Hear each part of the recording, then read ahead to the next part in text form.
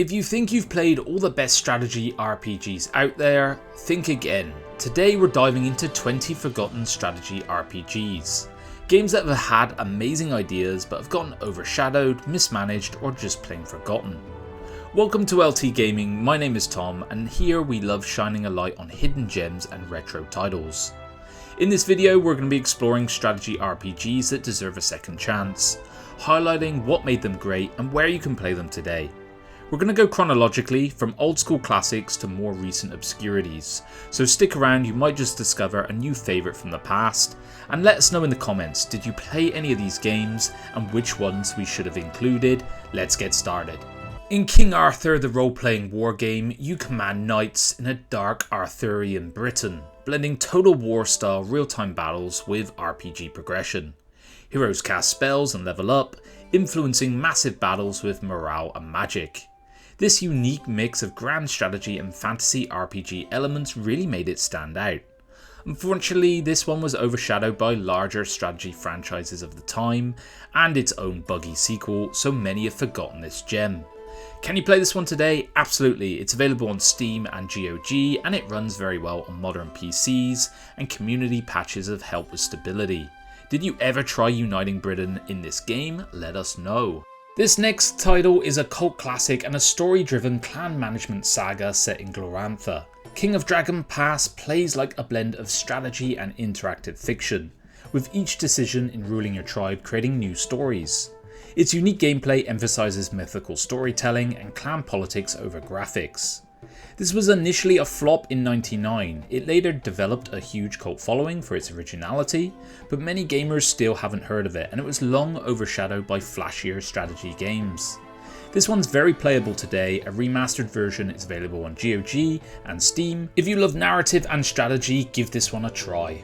Heroes of Annihilated Empires offered an RTS versus RPG hybrid experience.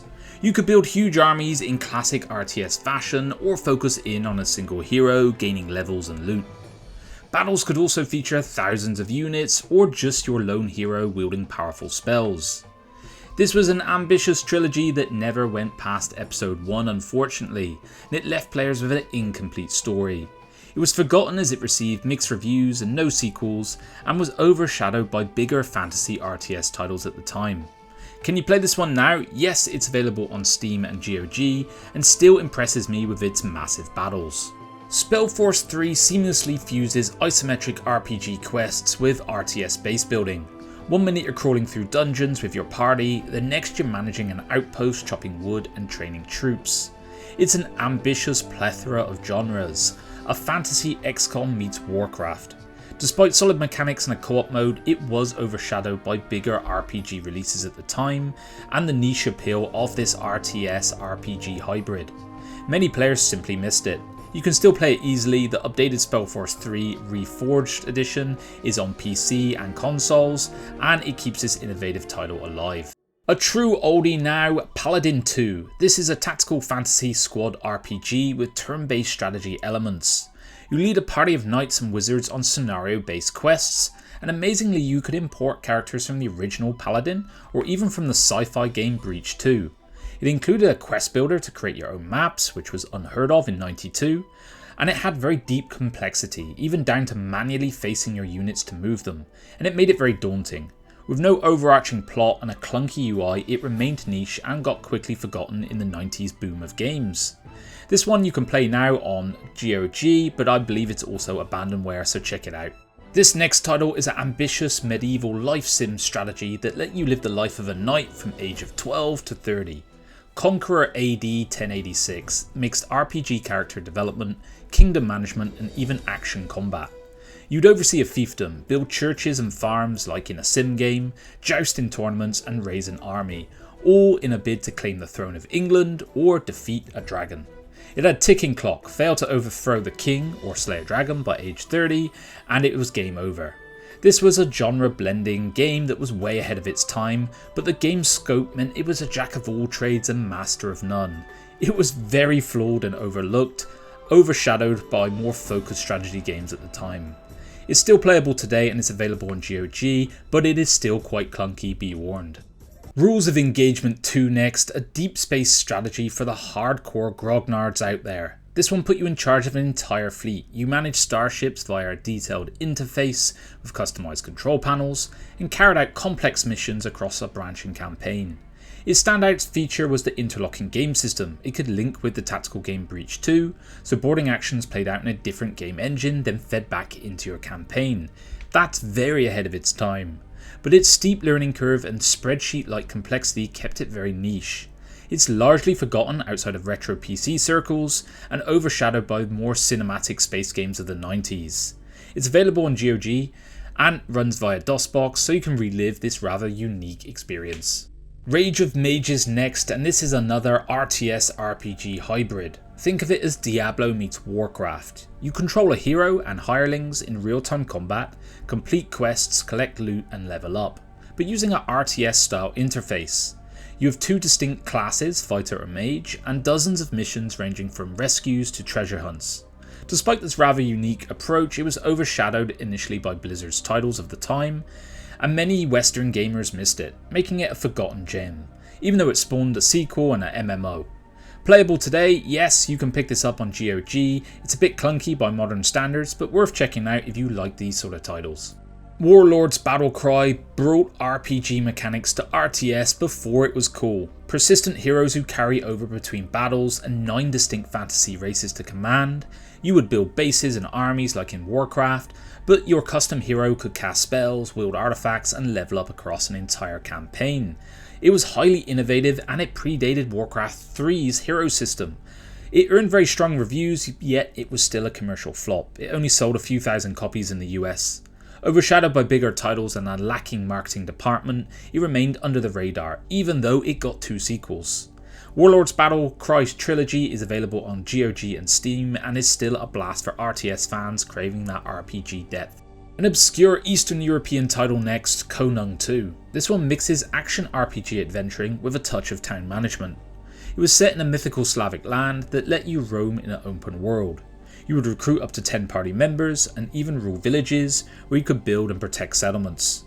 However, it leaned much more into the grinding side of it than true strategy, and this was to its detriment. It was quite buggy and unbalanced upon release and has since faded into obscurity, particularly in the Western market. However, you can pick it up for a few bucks on GOG and Steam. Just temper your expectations, it's more on the hack and slash side than the Heroes of Might and Magic. This next one is a hidden gem from Naval, who are the makers of Aether Lords and Heroes of Might and Magic 5. Evil Islands combined RPG adventuring with stealth and crafting, which is a rare mix back in 2000. You played a survivor on a mysterious island, sneaking past or backstabbing your enemies, and the game featured a deep crafting system. Loot monster hides and alloys and design your own weapons and armour. It was also fully 3D with a free camera, which was cutting edge back then. However, with a limited marketing budget and a very high difficulty, it got overshadowed by other titles at the time. You can pick this one up on GOG and check it out for yourself. If you ever wanted a homeworld style space tactics game with RPG flavour, then Star Wolves is for you. It's a party based space RPG where you command a mothership and a squad of fighter pilots in real time. Between story missions, you hire pilots, you level up their skills, you equip your ships with looted lasers and missiles. Think of it as an interstellar XCOM meets Wing Commander.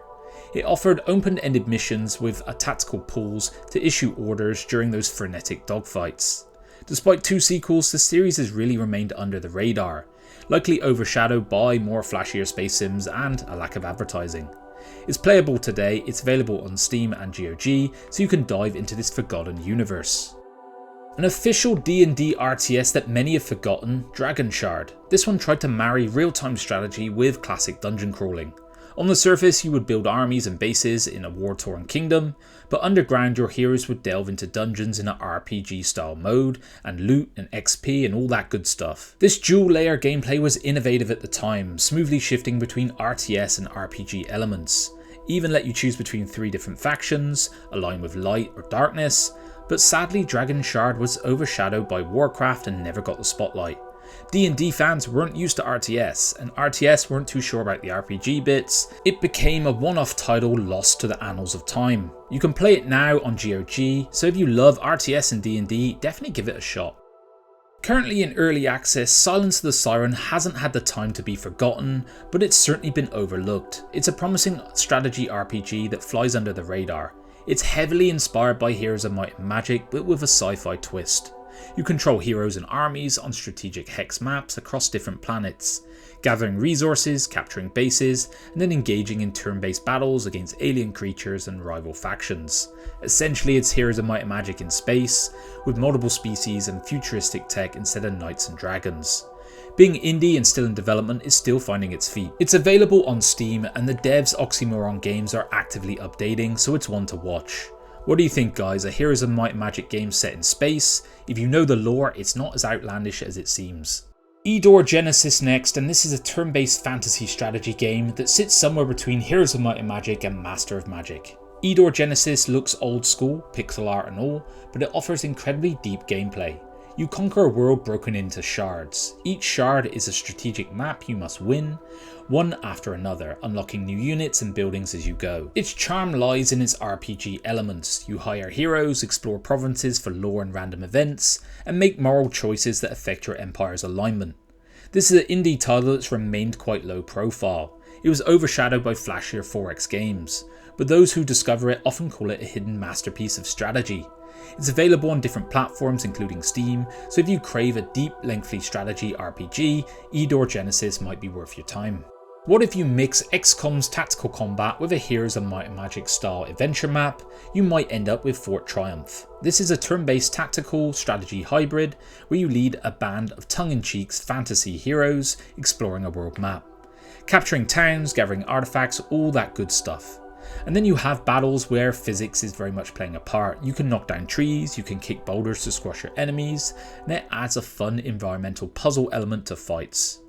Critics noted this one's part XCOM, part Heroes DNA.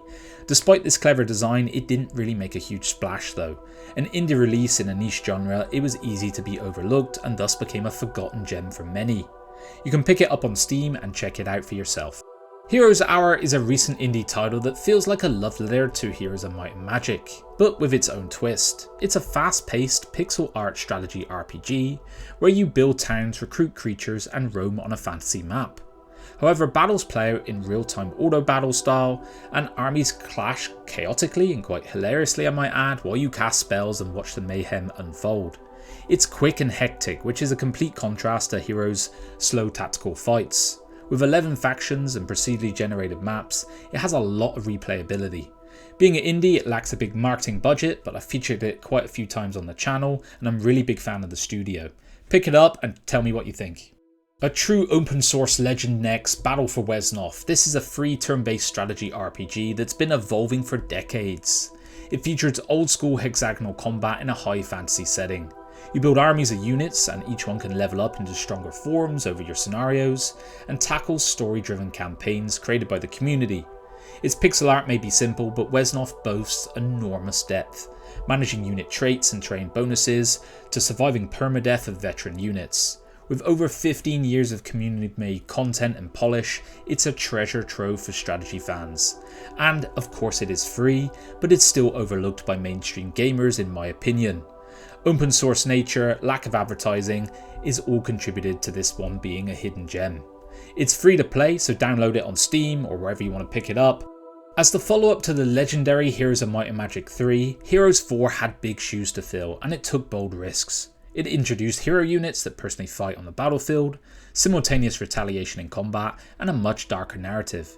You could even win battles with just your hero and no army. However, releasing alongside Age of Wonders 2, a similar game that many felt executed the formula better, Heroes 4 was overshadowed from the start. It suffered from AI and balance issues, leading many fans to dismiss it. Over time, it became a bit of a black sheep of the series, often forgotten when people praised the Heroes franchise. I feel this makes it a bit of a forgotten gem, with great music and unique mechanics for those willing to master it. It's available on GOG with the Heroes Complete Pack. There's a lot of mods that improve things as well, so check that out. And if you're interested in the Heroes franchise, I discussed that on a recent video, so check that out too. Sacrifice is a mind-blowing blend of action, strategy and surreal fantasy. You play as a wizard in a third-person perspective, battling other wizards in a bizarre landscape. Instead of base building, you wander the map summoning creatures and casting devastating spells in real time.